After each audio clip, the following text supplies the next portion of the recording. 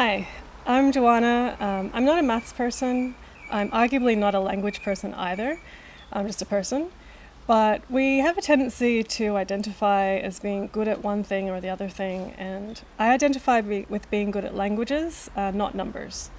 But I still do maths because I like the ideas behind the numbers. So, big idea in mathematics, calculus. I'm going to introduce calculus today from the perspective of a language person. So usually what I do when I have like a big, intimidating, dry sounding term like this, I wonder what is the root of the word and what could it mean. So actually the root of this word in Latin, calcul, means pebble. And apparently the Romans used pebbles to do addition and subtraction, which is pretty amazing. But pebbles, what has that got to do with calculus? Well, you can see that the name has got to do with calculate. And we're calculating something with calculus. But what are we calculating? That's what we're going to look into today. When I was being first introduced to this at school, it didn't go over well. I had a few problems. The first problem was that I just learnt how to do algebra, and when the teacher started doing this dy dx stuff, I was like, hey teacher, why can't we cancel the d's? And they were like, oh no, you don't do that, it's just notation. That answer didn't mean much to me at the time. And the other problem was that the way calculus was introduced was with graphs and curves and finding like the tangents on these curves. And I wasn't really into graphs. Like when graphs were introduced, that was it became suddenly very, very dry and boring. Graphs are actually really useful, but it took a while for me to warm up. So how am I going to introduce the idea of calculus without graphs and things like this? So first of all, I want to make sure that you're comfortable with the idea of a ratio, because that's kind of an essential concept to understand the whole of calculus. So if I put a fraction up on the board and you start feeling uncomfortable about fractions, don't worry, you're in good company. I think I went through all of my university maths not feeling comfortable with fractions, and obviously I didn't do that well. So I really suggest that if there's a concept in maths where you don't feel comfortable, you feel like it's a weakness in your knowledge, really take the time to make it make sense to you, however you need to do that. But today, one interpretation of a fraction is as a ratio, where we can say that A is so many times bigger than the thing on the bottom, B. So for example, if A was 2 and B was 1, we would say A is 2 times as big as B. Similarly, if A was 4 and B was 2, here A is still just 2 times as big as B. And it doesn't, we could have like A could be less than B. So if A is 4 and B is 5, I just happen to know that 4 divided by 5 is 0.8. So A is 0.8 times as big as B. But if it was 5 times, it would just be as big as B. And then you could have like even more interesting numbers that I can't actually calculate that well, so I'll just say here A is 1 point something times bigger than B. But that's the idea of a ratio, is to compare the top and bottom numbers. So I'm going to just write up here the concepts to remember as we go through.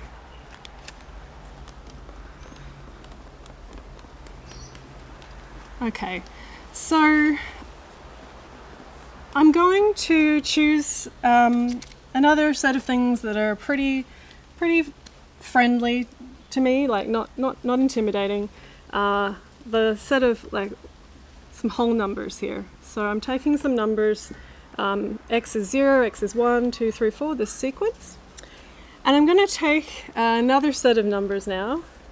I'm going to call these numbers y, where y equals x squared. And this is going to be the squares of these numbers. So squares is also a pretty friendly concept to me. And so what I've actually got here is a mathematical function. So that's another fancy name. It just means a relationship between these two sets of numbers, a one-to-one correspondence. And I'm going to start looking at the differences in between these numbers. So for x here, the difference is always just 1. I'm just incrementing by 1 as I go along. But for y, I'm incrementing 0 to 1 is 1, 1 to 4 is 3, 4 to 9 is 5, and then 9 plus 7 is 16. So I've actually got a sequence of odd numbers, and this is already an interesting result, because what it's saying is that for every square number is actually the sum of a sequence of odd numbers. So 1 plus 3 plus 5 is 9, and then 1 plus 3 plus 5 plus 7 is 16. That's already pretty cool, right? I'm just going to go on a little tangent to show you a really nice visualization of this fact. So I'm building like squares out of dots. I've got 1 by 1 is 1. If I want to have 2 by 2, I put 4 dots here, and I've just added 3. 1 plus 3 is 4. And then if I want to make the square bigger again, I just double the sides and add a missing dot. And now I've got 3 by 3, which is 9. So it's just really, really cool, but that's not calculus. So let's get rid of that for a sec. The calculus part is I'm going to assign some symbols for these numbers, the differences. And, you know, with algebra, I could use any symbol like W or V, but I'm going to choose a symbol that makes sense, that has some meaning. And I'm going to use the symbol delta X for the differences in X and delta Y for the differences in Y. And delta is the Greek letter for D. So D signifies differences here. And so calculus, the idea is that we're looking at the ratio of the delta y over delta x, or rather the ratio of how at each point the differences in the y's change with respect to or corresponding to the differences in x. So in this case, there's actually a nice pattern for these numbers, like they are 2x plus 1. So if we're matching each one up, when x is 0, the first delta y is 2 times 0 plus 1, which is 1. For the second, when x is 1, the second delta y, 2 times 1 plus 1 is 3. And then I can jump ahead and say, okay, when x is 4, 2 times 4, 2 times 4 plus 1 is 9. So the next delta y that would match up with the x equals 4 is 9. So my ratio here is 2x plus 1 on 1, and anything like over 1 is just itself. So that's my ratio for this situation where delta x was 1. Just a super quick mention about the ratio here and what I said previously, where, you know, I used to want to cancel the deltas, and it's also, I had a good question of like, does the delta stand for a number itself?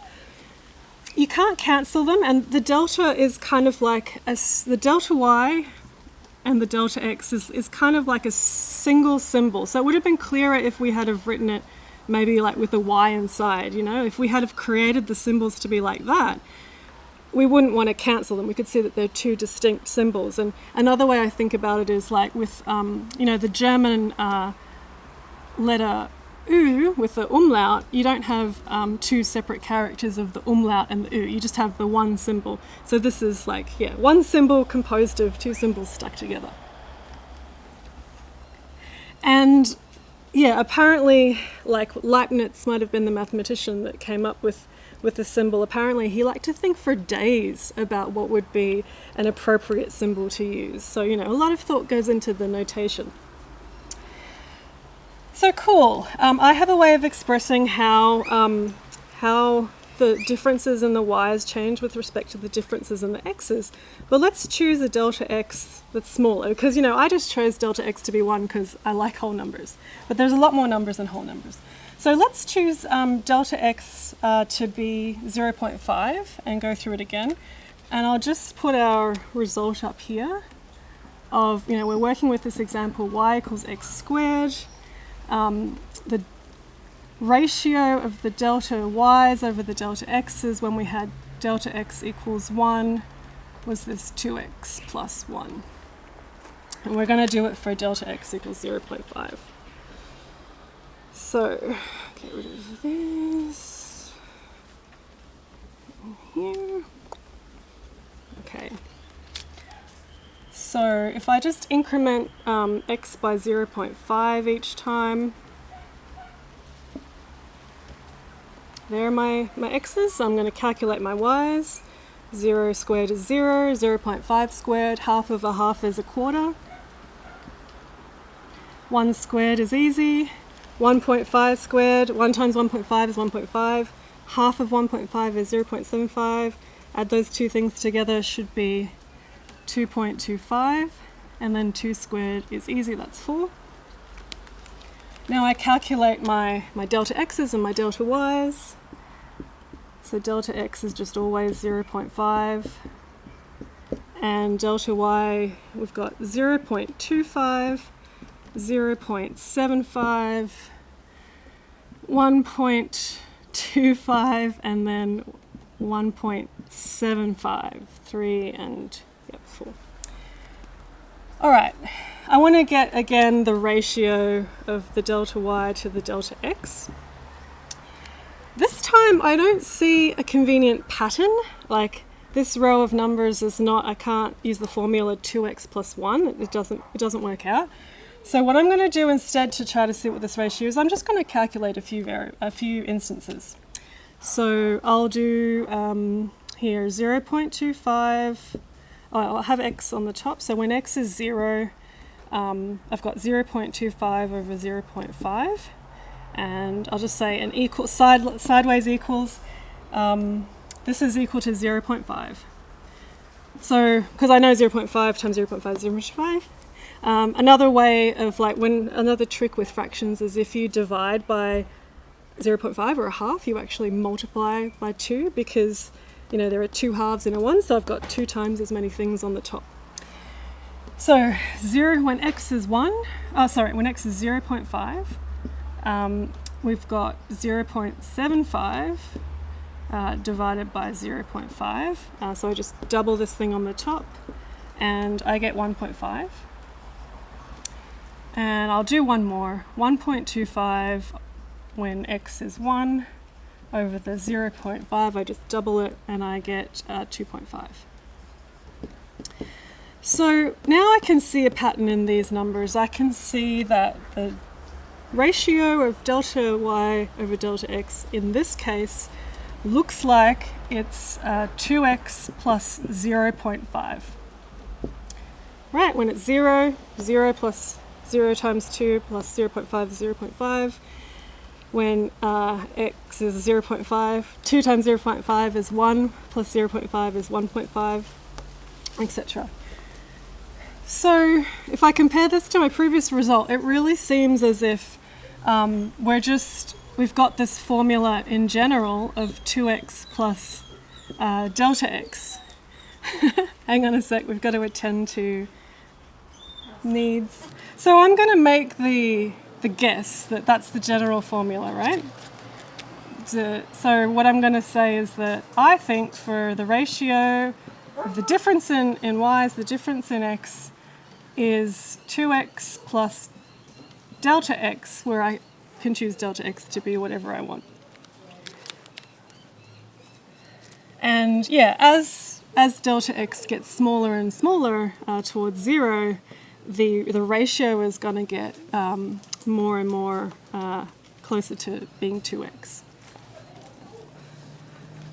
So I am going to verify this result, this guess, with some algebra. So what I was doing, actually, I'll just put up a few examples from before of when I had, you know, the squares when delta x was 1, and the differences here were 1, and the differences in the y's were these odd numbers. So what I was actually doing when I was calculating the ratio, that's the delta y, and that's, that's the delta. I was saying, I take the next one and I subtract this one to get that 5. So the next one in the series, wherever I start with x, the next one is x plus 1. And then I just multiply the previous square, so that's the change in the y's. And the ratio is just, the delta x in this case was 1. So here, when x was 2, we're doing x of 3 squared minus 2 squared on 1. And I'm just going to replace the 1 with the symbol delta x to mean, okay, whatever I choose to be delta x, it's going to go into this formula. Now I can just use algebra to multiply this out.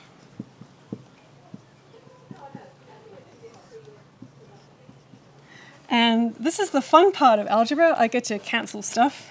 So the x squares cancel out, and then I've got to divide this delta x from these terms, so it disappears from that one, and we've got a square, so the square goes away, I've got one left over. And my result is 2x plus delta x.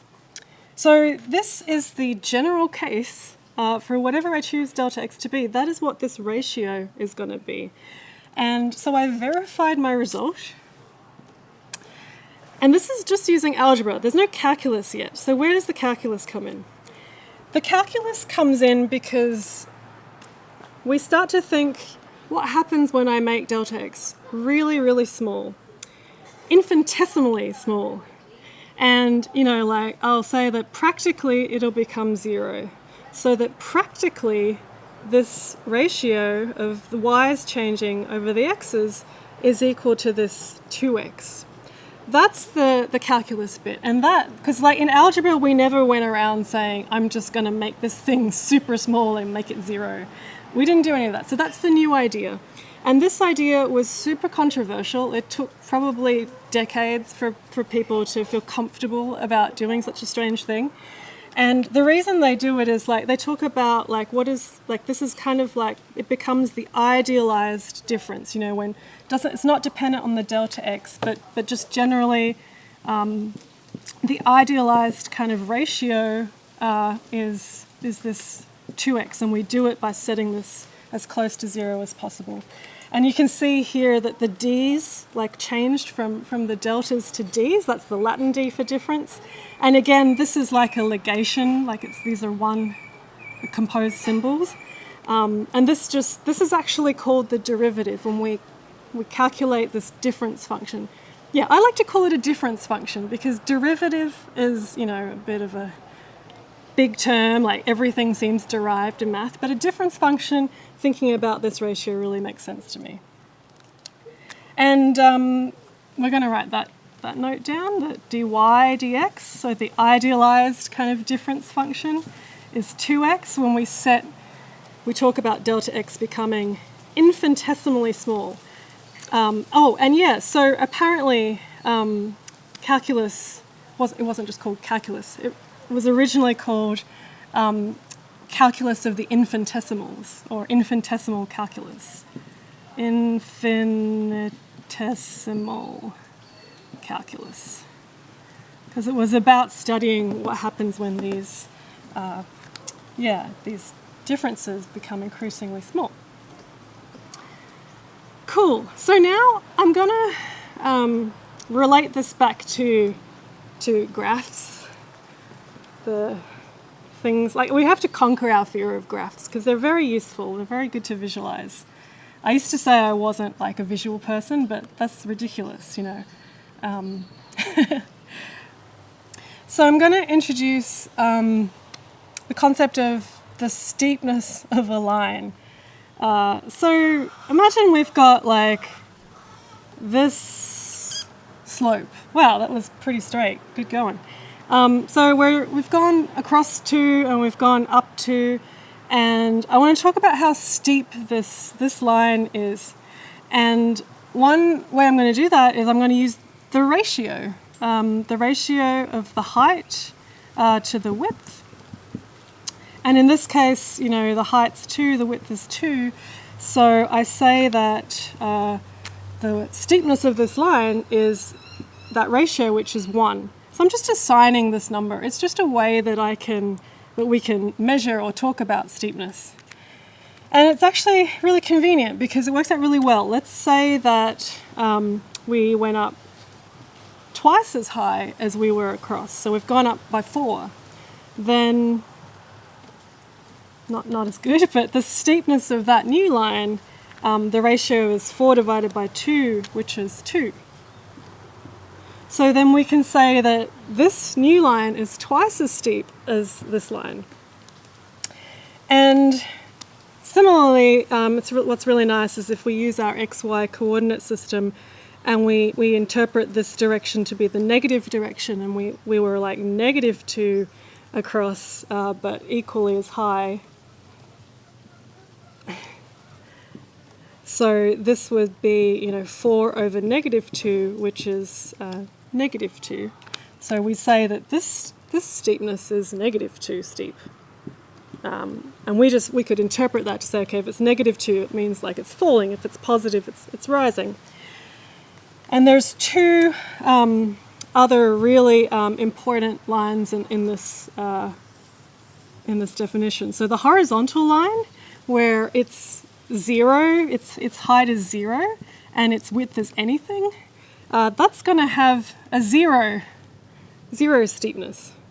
And this vertical line, where the height could be anything, y, and the width is 0, it's just a vertical line, well, we can't divide by 0. We could just say it's like infinite. So it's got infinite steepness, and then the 0 steepness here. So this steepness of these lines, another word for it, bit of a more fancy word, is gradient. And I just say steepness in my mind whenever I hear gradient, but gradient has this Latin root, grad, which just means step, which actually makes sense, right? Because like for a slope, you're like walking up steps. So yeah, these are actually gradients. So I'm gonna just make a note that we're saying the gradient is the steepness of a line, a measure of the steepness of a line. Now you can go out and measure how how steep your hills are, what gradients they have, and you'll see in a moment why I'm talking about gradients. So whole thing about calculus with all these like curves and graphs, right? So if we take our example before of y equals x squared, and we're going to like graph it, and apparently this idea of the XY coordinate system was invented by Descartes, by him staring at his ceiling and saying, what if I could use the ceiling to like create a representation of like the relationship between 2 quantities, and so with this y equals x squared, it's actually this like very curvy kind of steep curve here, and it's not quite to scale, but when I say x is 2, y is equal to 4, and when x is 3, y is equal to 9. On this picture here, this length across, the width, is actually delta x. So when we said delta x was 1 here, so that's delta x. And this height going up is delta y, which is 5 in our case. And then, if I think of that as a triangle, and we just talked about the steepness of these lines with their widths and heights. So if I create a line here, joining this triangle, that is a line whose steepness or gradient is delta y over delta x. Now, what happens when delta x gets increasingly smaller, so when it was half its size, we get a smaller triangle, and that triangle, you can see that the gradient is getting a bit flatter, and as I keep going in, making delta x smaller and smaller, like smaller and tinier triangles, and then eventually there'll be the tiniest, well, maybe not, but like increasingly there'll be tiny triangles, and their gradients or their slopes are going to equal like this idealized dx dy where there was just, and that ideal kind of ratio is the tangent, the slope of the tangent to the curve at that point x. And that's why calculus is all about like these tangents on curves, because the dy dx is actually the steepness of the tangent to the curve at x. So that's our final idea, that this idealized ratio dy dx, in our case it was 2x, that is the steepness or the gradient of the tangent of the curve at x. And yeah, that's kind of interesting, because we can find the difference functions for all sorts of functions. Like if y was 3, anything 3x to the 5. With our calculus rules, we could figure out that the difference function is 15x, and now I can calculate the tangent of this, the steepness of the tangent of this function at any x. That's kind of cool, but why would I want to do that? It's always a good question to ask. Oh, I've just stabbed myself with Sharpie. That's fine. It's all part of the process. Why would we want to do that? Now, apparently, Newton used the methods of calculus to solve the problems of planetary motion. I didn't know that we had a problem with planetary motion, but I'm glad that that's solved. Other examples are he was able to solve the problem of the shape of the surface of a fluid on a rotating body. Perhaps that has something to do with oceans. Or he was able to solve the problem of the oblateness of the Earth. I don't know what oblateness is or how you would solve that problem of oblateness with calculus, but if you wanted to do a video on that, I would definitely watch it. My example is not going to be any of those examples or any physics example. It's going to be to do with food, because I like food. That's the problem, calculus was all about motion. I don't really like moving that much, but I like food. So my problem, I'm gonna this is my x-axis, and it's gonna be increasing levels of salt, and this is my y-axis, is gonna be increasing levels of tastiness. So maybe I'm making a dish and I'm able to measure how tasty people find it given how much salt I put in there. So when it starts off, so there's no salt in the dish yet, but it's already pretty tasty. So say it's got a taste of 5, however I choose to measure that. As I add salt, it gets more and more tasty. We like salt. But at some point, adding salt doesn't increase the tastiness. It doesn't make a difference. But suddenly, unfortunately, when I keep adding more salt, it does. It, makes it less tasty. Really detracts from the tastiness until I'm down in negative tasty. It's starting to get disgusting, people are getting sick. No good. If I want to complete my curve here on the other side, I can say, okay, this is negative salt, so maybe, the dish really needed salt. So when it's like, really needs salt, it's like less tasty, and it starts to so it starts to again become negative tasty. Maybe it's like it needs so much salt, it's like sucking in, my mouth is becoming a vacuum. So say that I've collected some data points, and I've approximated, I've got an equation that models this out, and so I've got maybe this is an upside down kind of x squared, so it'll be negative something squared, and then it has to be 5 when there's no salt. And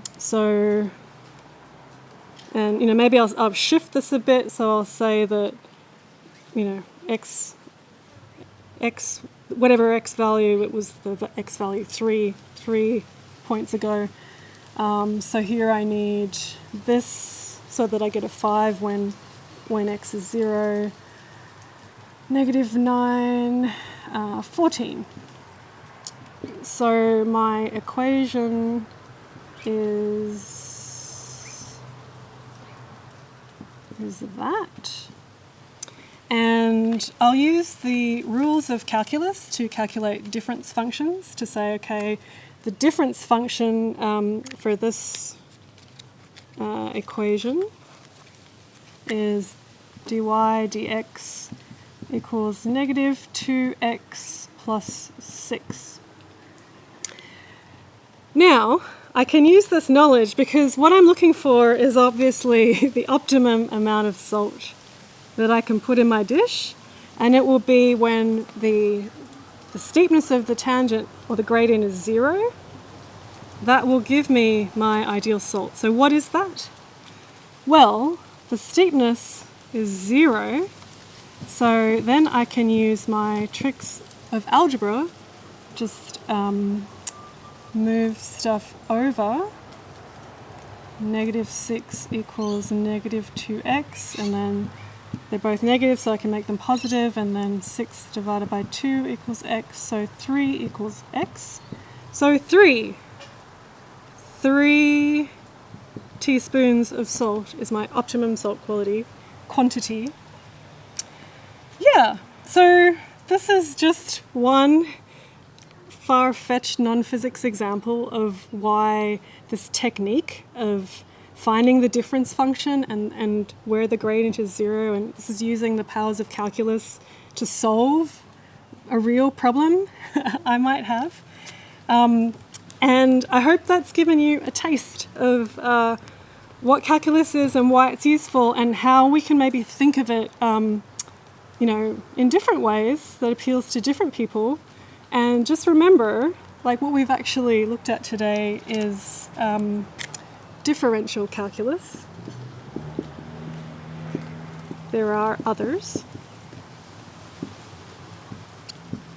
And what it's about is calculating these difference ratios or functions, and also maps really, really well to the gradients and tangents of curves. If you want to go further, I really recommend MIT's Highlights of Calculus. Now that you know how gradients are involved, that's a really good course to get further into it. Big thanks to my camera woman, Kat, and to this idea of the Summer of Math exposition that I was able to get this video out. Thank you. Happy maths.